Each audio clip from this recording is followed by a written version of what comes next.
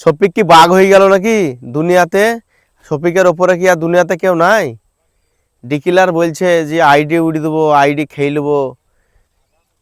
দেখুন ভিডিওটা। So guys, শফিককে নিয়ে আমি এখন একটা ভিডিও বানিয়েছিলাম, ঠিক আছে? এখনই 1 ঘন্টা হয়েছে আপলোড করেছি।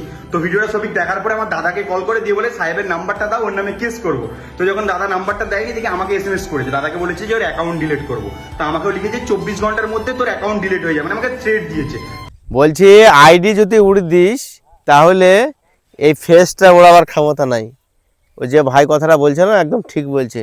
যা আইডি উড়িয়ে দিগা, এই ফেসটা ওড়াতে পারবি?